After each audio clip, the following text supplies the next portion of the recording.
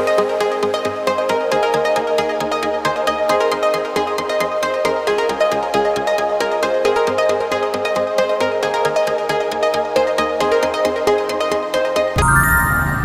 siang semuanya, kembali lagi ke podcast saya yaitu Bincang Konten Creator.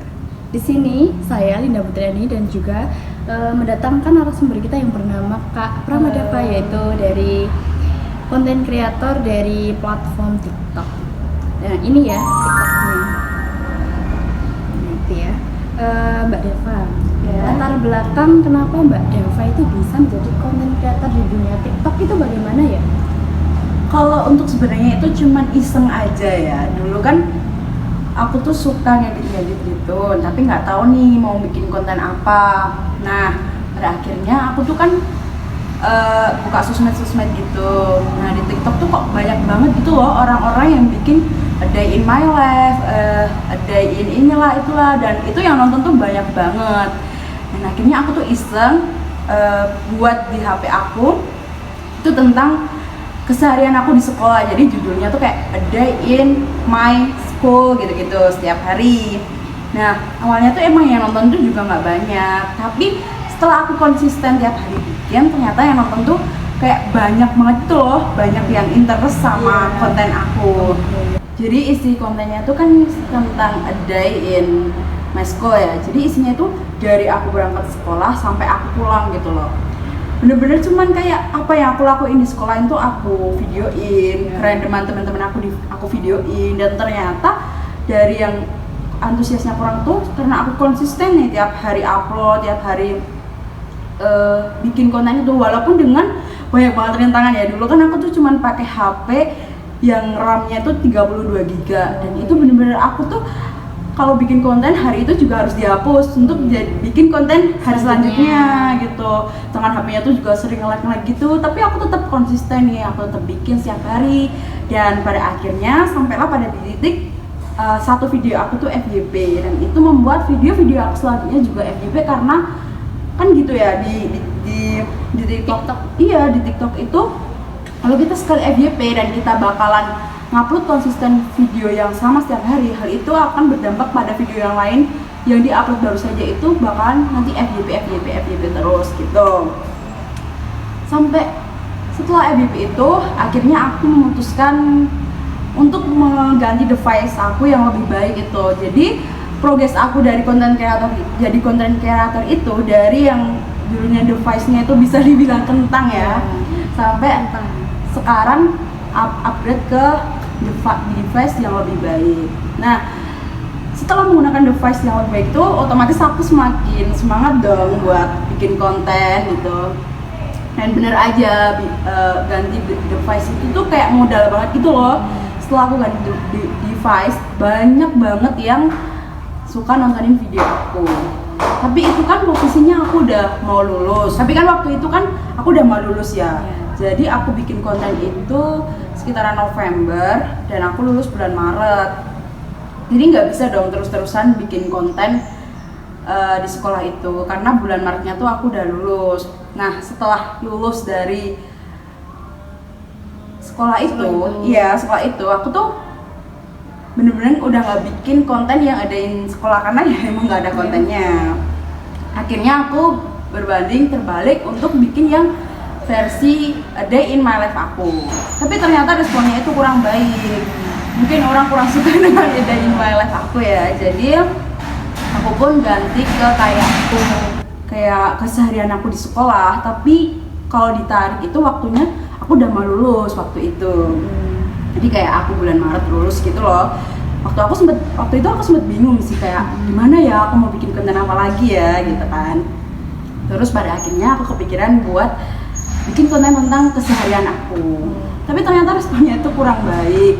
Jadi benar-benar kayak viewers aku jadi turun, followersnya jadi ikut turun. Terus aku berputar otak lagi apa ya, dan ternyata aku pun membuat konten baru, yaitu tentang kayak review makanan, terus review tempat-tempat gitu, dan ternyata tuh responnya baik banget. Jadi sampai sekarang itu sih.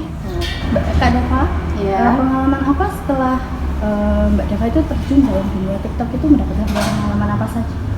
Untuk pengalamannya ya pasti tentu jadi dikenal banyak orang ya, karena itu tadi. Terus kayak ngerasain jadi konten kreator yang makan itu bayarnya pakai konten gitu loh. Jadi ada beberapa restoran yang kayak menawarkan, kakak nanti makan di sini ya, tapi di review nanti bayarannya konten gitu. Jadi itu menurut aku menyenangkan banget sih.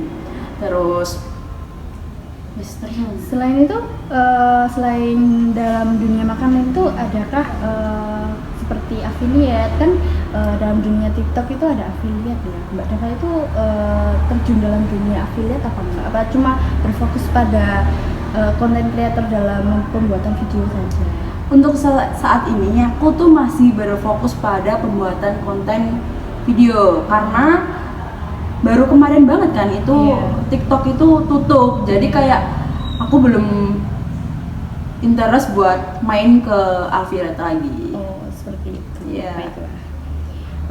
Yang selanjutnya itu Mbak Dava itu sudah berapa lama menjadi seorang content creator? Untuk berapa lamanya itu kayaknya kurang lebih setahunan sih, setahunan.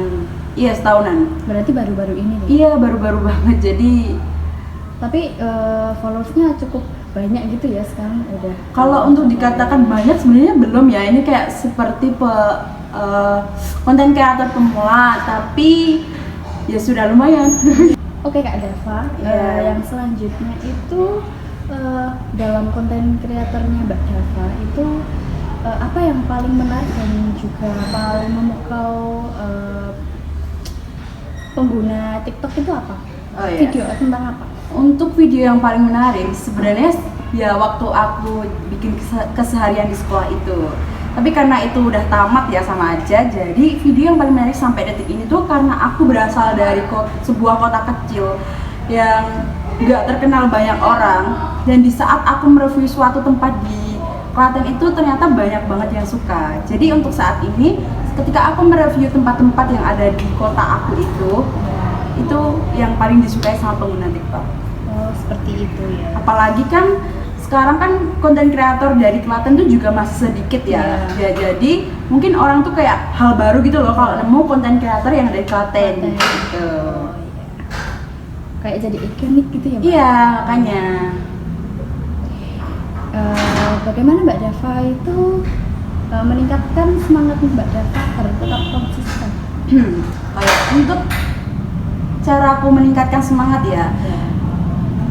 Rasa malas itu kan wajar banget ya, apalagi konten kreator itu juga kadang walaupun itu kayak kerjaannya kelihatannya menarik, kerjaannya kayak ngedit video doang, tapi itu tuh ada di masa saat aku malas juga. Dan gimana sih cara aku untuk menumbuhkan motivasi itu lagi, yaitu dengan melihat konten kreator yang udah besar, yang udah bisa beli rumah, yang udah bisa beli mobil gitu. Kayak setelah aku melihat mereka tuh kayak termotivasi lagi, oh ya nih aku tuh baru konten kreator pemula banget loh gitu. Jadi kayak aku pasti bisa di titik mereka, dan untuk menjadi di titik mereka itu emang harus melawan malas aku gitu sih. Untuk motivasinya tuh ya cuman kayak gitu aja. Berarti melihat konten kreator yang lebih banyak followers atau maupun lebih terkenal gitu ya? Iya, yang intinya yang lebih jauh sukses dari aku gitu.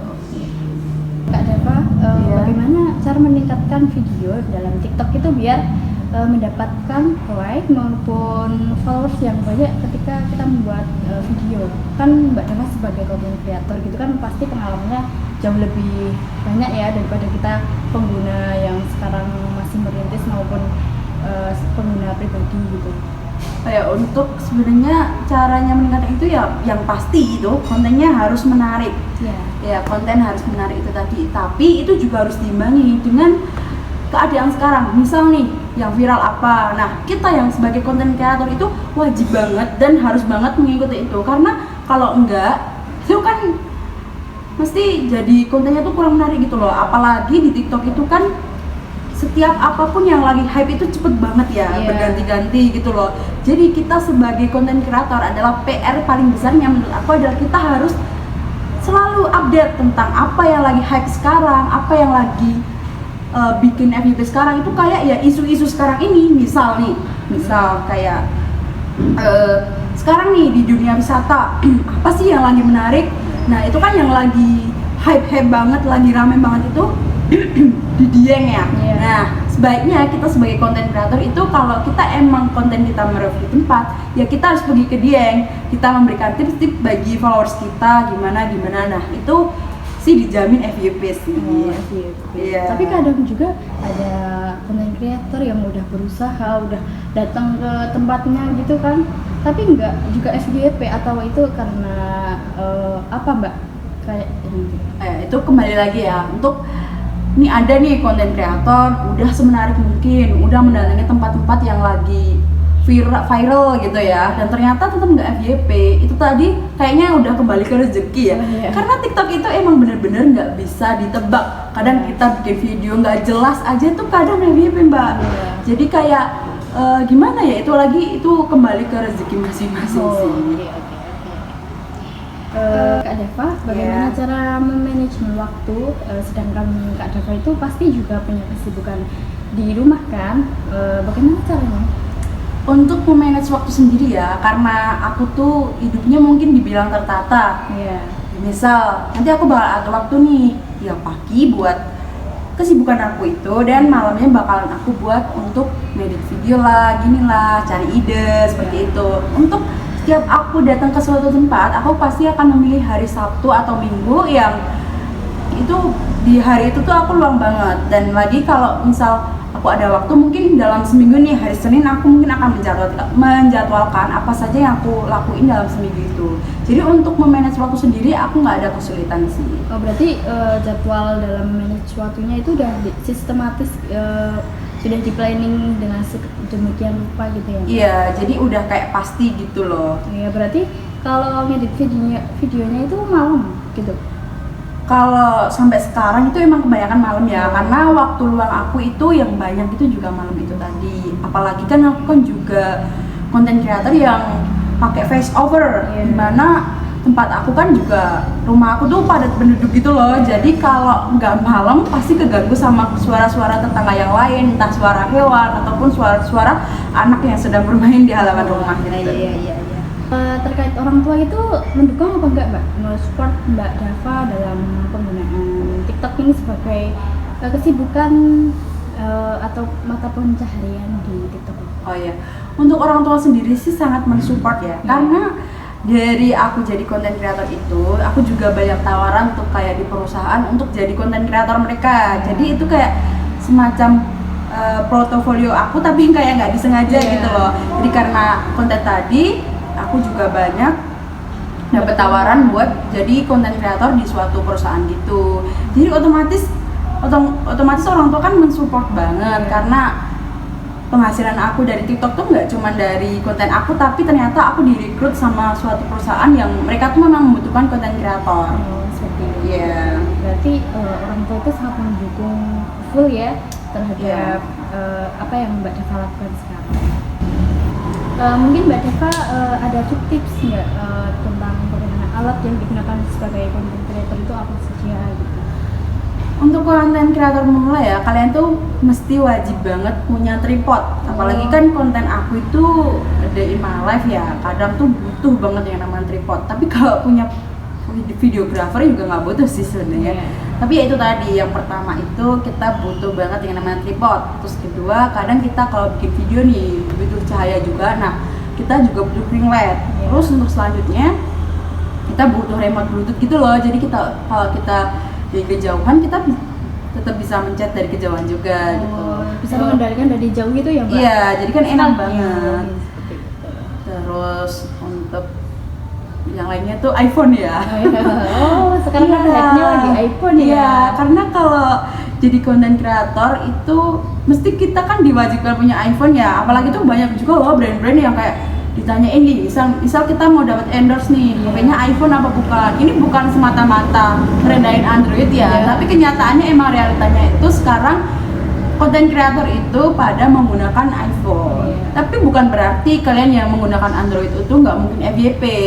Itu semua tergantung kualitas dari konten kalian. Tapi kalau kalian itu punya iPhone, itu bisa mendukung yang sampai 50% gitu loh. Oh, seperti itu. Iya. Oke, acara kita sudah di penghujung acara saya Mbak Deva, terima kasih atas waktunya yang sudah diluangkan. Semoga kita bisa bertemu kembali, menggali lebih dalam lagi tentang konten kreator pada TikTok. Terima kasih. Ya, terima kasih juga. Ini suatu kehormatan karena saya udah diundang di Bincang Konten Kreator ya. Apalagi kan saingannya konten kreator besar, saya itu jadi kayak merasa insecure gitu sebenarnya. Tapi terima kasih untuk kakaknya sudah mempercayai saya untuk menjadi narasumber di sini. Terima kasih.